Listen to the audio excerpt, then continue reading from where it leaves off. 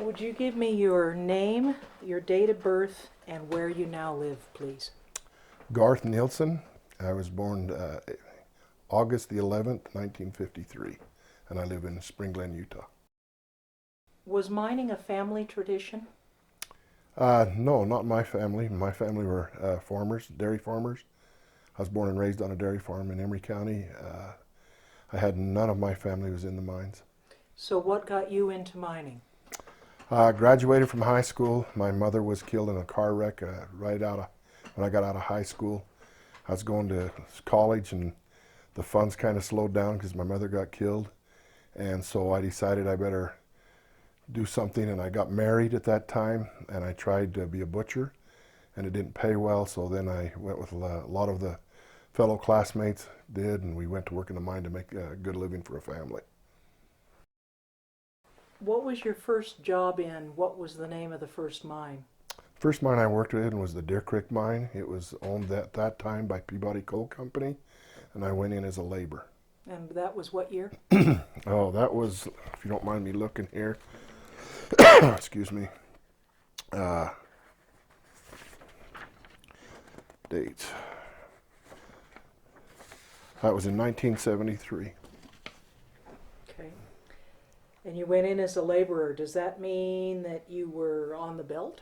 I shoveled belt. At that time they had some holes they actually had to bucket water onto to get rid of water holes. Did rock dusting, just odds and ends labor job. Went into a section just a few months after getting started, and was a labor in a section with the boss who was telling me to do all the labor type work, that it did not run any equipment, doing all the labor work. Like what? Like rock dusting, hanging bradish, shoveling ribs, cleaning feeder breaker, just all those type of work. What's feeder breaker? A feeder breaker is a piece of equipment that the continuous miner will cut the coal in the face, and it puts it in a shuttle car, and the shuttle car will haul it to what they call the feeder breaker, which sizes the coal and puts it on the belt and then takes it out of the mine. How long did you stay with that mine? I worked there for approximately, I think it was 3 years. I stayed there 3 years, and then I went from there. I went to the Valley Camp mine up in Schofield, Utah. It was a small mine up there, and I worked there approximately about a year. Was it also a coal mine? It was.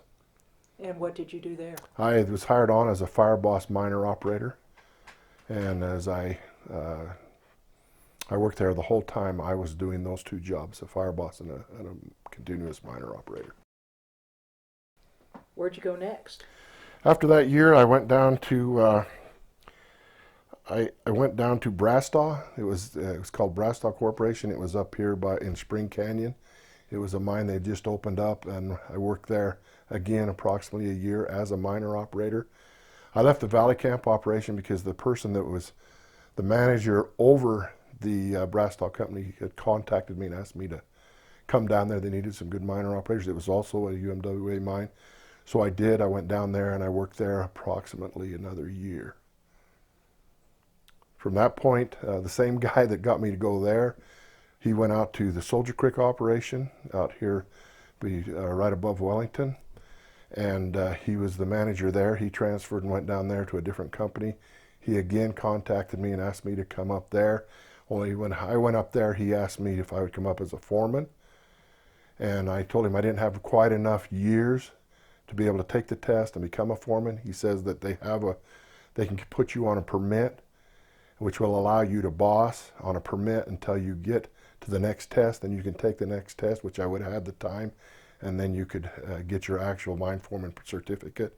So I did that, and I went out to work there as a working foreman. For the first part, I ran miner, did fire bossing, and then I was a working foreman, and I bossed also at the same time. And then eventually I just became strictly a section foreman at that mine.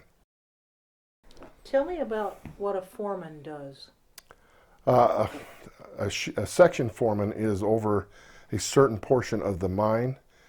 He's the one that he's responsible for all the safety, all the production, everything that goes, the compliance with the government, all that goes on in that part of the mine. He is responsible for that. It could be anywhere from 6 to 12 people usually in a section. Usually you were in charge of the section either from the belt drive all the way to the face, or some operations it was from the feeder breaker to the face. It just depended on who you were working for. But you produce the coal, you manage the people, you comply with the law. That's what the section foreman does. With a continuous miner, what's the size of the working face? Well, it depends on what Mother Earth gave to you. Okay. Yeah, the average width in most coal mines is right around 20 feet.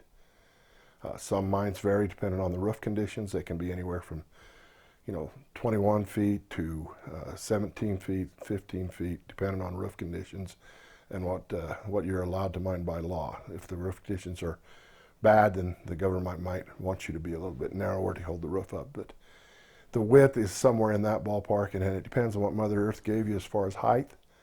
I worked one mine that was 43 to 46 inches high, but most operations around here average were between 6 and 9, sometimes 10, maybe 12 feet.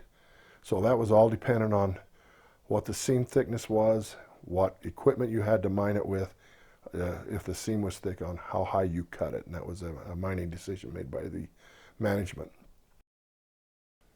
How did you decide which direction to go to get to the coal? Did mining engineers tell you that? Oh yeah, they do a lot of core sampling from the surface. They'll drill down and they do as best they can as far as the amount of holes, whether they're 1 mile centers or whatever they might be.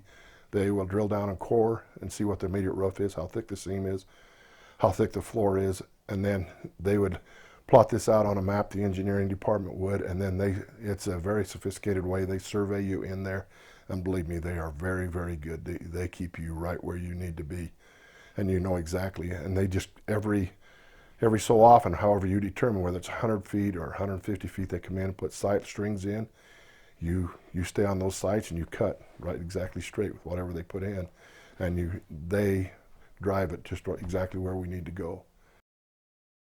As a foreman, were you given targets of production, so much volume per shift or something? Yeah, you were always given, I mean, everybody was budgeted. You know what you'd budget for the year to make your quota, and we knew basically how many tons you could mine safely.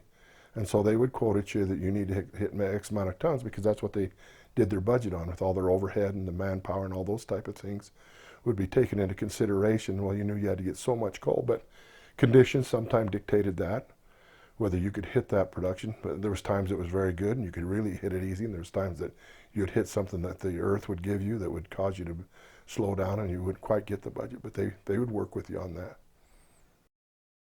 From Soldier Creek, where did you go? I went from Soldier Creek, I went to Andalex. It was a mine that was just back towards Price just a little bit. I knew the people there. They had contacted me and asked me if I would come and go to work for them. And it was a pretty good deal that they gave me, so I went to work for Andalex Resources. And what'd you do for them? I went there to start with. They had me running a miner again, but then I went as a section foreman right after a few months being there. As they grew, they just barely opened up and they started a new mine. So as we got the mine going, then as soon as we branched off, I went back to being a section foreman for them. And I worked there as a section foreman on development for a while. Then I was a pillar extraction foreman for quite a while there, in the 5 years I was there. And how does working in development and working in pillars differ? Totally different. The development process is when you develop entries, like we was talking about, say an entry that's 20 foot by 8 foot, you leave whatever size of pillar of coal that the engineering have decided was sufficient for the size, sufficient size for the work that you're going to do. So you develop those pillars. When you came back, you extracted those pillars and let it cave. So the development was a little bit harder. You had to do a lot more roof bolting. You had to do a lot of things that way as you advanced and put it in the belt. Coming back, there wasn't as much roof bolting because you was extracting, pulling it out, and it was falling in and caving at that point as a full recovery type situation, getting as much coal you could get to be able to recover all the coal that you could possibly get when you was coming back out. And how is a pillar pulled so that it doesn't come down on top of you. Oh, it's a very calculated thing that they do. They go in there, and depending on what size of pillar and what type of extraction you're going to do, back then, I mean, that's back a lot of years ago. A lot of it was just the way they've done it in the past. We learned from your senior people that had been there, that had done it a lot. But it's basically you take, and you have to leave enough coal that will protect the people that is pulling it to get it to cave, and then once it caves and you're back out of the way, then as you pull the next pillar, it will crush out that little bit of coal you left to hold the roof up where you were working, and you systematically work your way out, pulling pillars across in a row. Then you come back and pull the next row, and you keep doing that. And it's a very good way of mining. It's a good recoverable way of mining to recover the coal, but you have to be very knowledgeable on how it works and how to do it. And people get very proficient at doing this, and they still do it. And from the Pinnacle, where did you go? I went from there, I went over to Energy West Mining. After the Wilburg mine fire, I had a real close friend that was one of the people that survived the Wilburg mine fire. And he was the head engineer there, and he was looking for management people. And at the Wilburg mine, they were a longwall operation. They used longwall mining. And I was still a young miner, and I knew I needed that experience to continue to grow in my occupation. So I went over there to work to get longwall experience.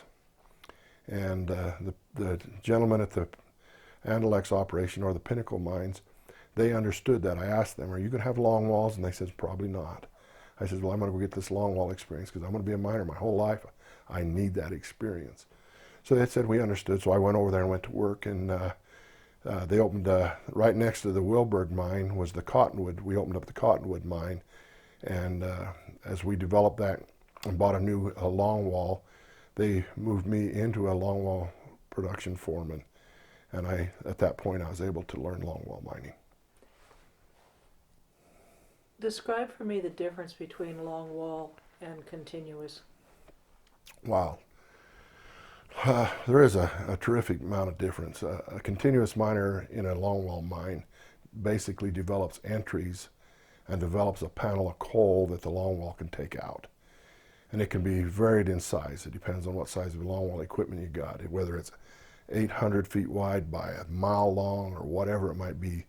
These continuous miners just drive both sides of these panels, and they drive down and around the back of it, and they hook together so that you got ventilation down and around this longwall panel. And then you set that longwall up between these two sections, then that longwall just cuts that coal out and advances out and caves right behind the longwall mining machine. It's very highly productive.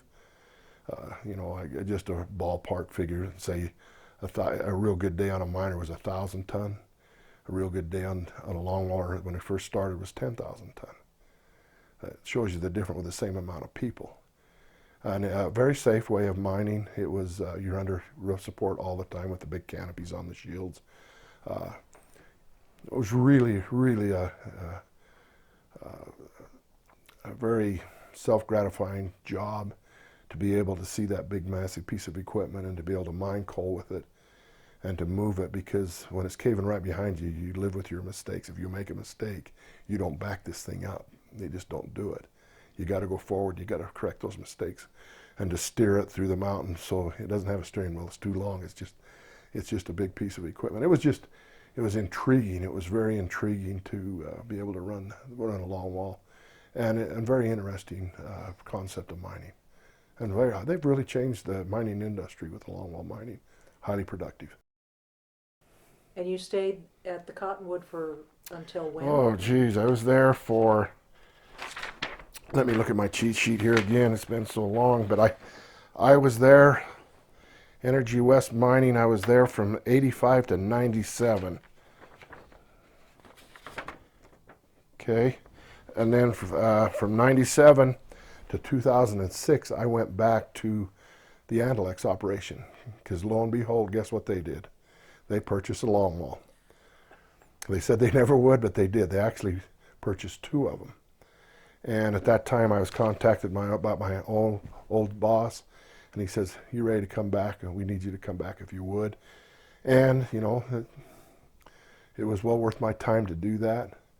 They made it worth my time, and I really did like that company. I liked the one I was working for. They were both good, but I went back to work for them. And I worked for them, oh geez, I worked for them from 1997 to 2006.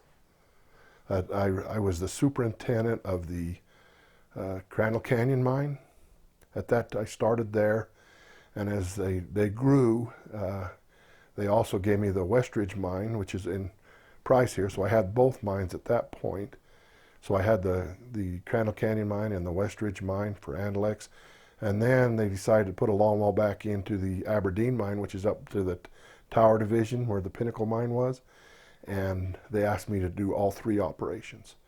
So I was over all three of those operations at that time. So, in being over all three of the operations, how did you do that? Did you drive around from one to the next? I did. I would get up at 4 o'clock in the morning, which now I can't do anything but get up at 4 o'clock in the morning.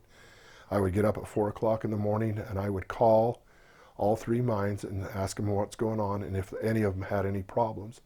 And usually a coal mine has some type of a problem. And I would pick which one had the problem that needed my help the most. Then I would go to that mine first, and then after I got that and checked out and got everything that we needed to help discuss or help those people with, then I would go to the other one, and then I'd go to the other one. I'd try to hit all three places in about a 12 to 14 hour day. How did one mine differ from the next? Condition-wise, there would be a lot of difference. Like anything on the Wasatch Plateau, which would be basically from Spring Canyon all the way to Sufco, mining conditions in that area basically were very good. Very, very little gas, if any. It was basically flat. Fairly good roof conditions. Anything from Spring Canyon around through what is now called the Lila Canyon mine towards Green River, all of that was on the Book Cliffs, and the Book Cliffs was a lot tougher mining. It had a lot of gas. It was on a 12%, sometimes even 13% grade, so it was on a pretty steep grade at all times, and then it was just a lot more challenging. There was real heavy, thick rock that you had to break, and they just had its challenging. So all operations had different things they had to contend with. You just got good at those things, and you learned how to manage them very well. And the good thing is the mining people were just flat good people, no matter where you went. And those that had worked there in that area in that kind of conditions knew how to do it, and a smart manager would listen. Did being in administration give you any different perspective on MSHA and the other mining requirements or rules that you had to follow? As far as being a salary type person or a management type person, I don't think so. MSHA, their purpose is good. You got to have rules and regulations in this life. Everybody needs somebody that will check on what they're doing, so that you will know enough to look at yourself and make sure you're doing it right. And from being an hourly employee, which I was only an hourly employee for about 5 years of my career, but even from being an hourly employee to a salary person, the only thing that I could ever see that was really different as far as MSHA was concerned is you have more responsibility as a salary, because you have the responsibility of the health and safety of the people. So they look at you that you have that responsibility, and they let you know that they know that that is your responsibility, because you do have the right to say, hey, I don't do that, or you can do this, or we can buy that, or we can't take care of that. But MSHA, I didn't see any difference in my thought process, whether I was a company personnel or whether I wasn't. On your days off or in your after hours, weekends or whatever, did you recreate with the people that you worked with during the day? At times we had things that we would go, that other people were there that you worked with. My wife on her side, she has 4 generations of miners. Her grandfather was a miner, her father was a miner, her husband was a miner, and her son is a miner. She also had 3 brothers and 2 brother-in-laws that were miners. So in a way, whenever we'd have a family thing, there was a lot of mining mined. We mined an awful lot of coal, just in those situations of talking about mining and stuff. But there was one time at the Deer Creek mine when there was her father, 2 of her brothers, 1 brother-in-law, and her husband worked on the same crew. So I mean, we had some interesting situations. You had mentioned that I think it was about 2008 or thereabouts, you were appointed to a state position in mine safety? Yes, after the Crandall Canyon problem they had at Crandall Canyon, it was about a year later, John Huntsman asked for a director of coal mine safety for the state of Utah, which they never had. And there were several reasons.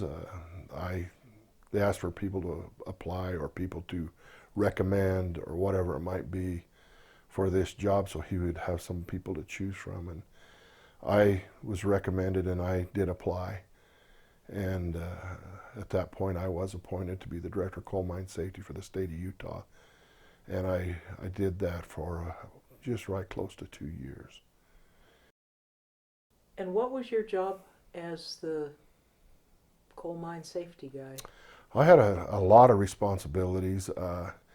I was to visit all the mines on a regular basis. I was to work hand in hand with MSHA on any investigation of a Part 50 accident.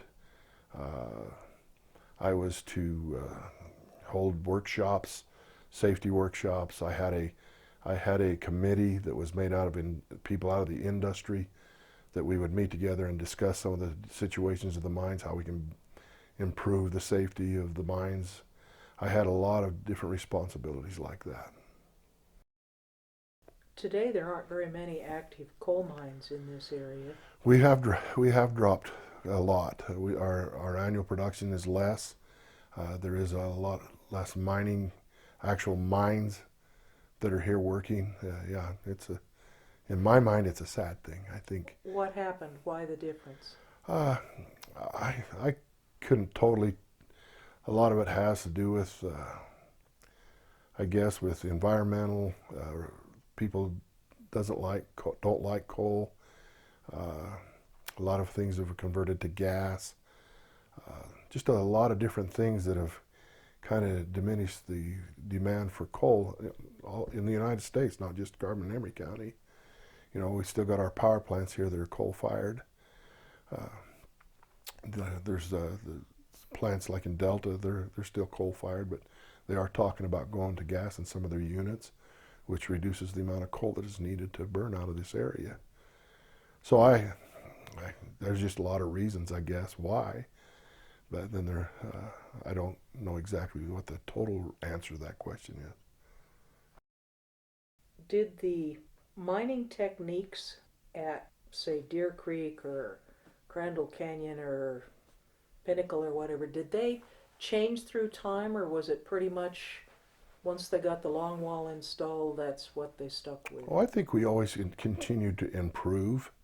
I think as, when, say for instance, room and pillar work, the old timers, they knew what they were doing, but as things advanced in equipment and a little bit more in engineering and knowledge and with all the practical experience, I think we continued to get better and do it better. And definitely there's been an advancement in equipment.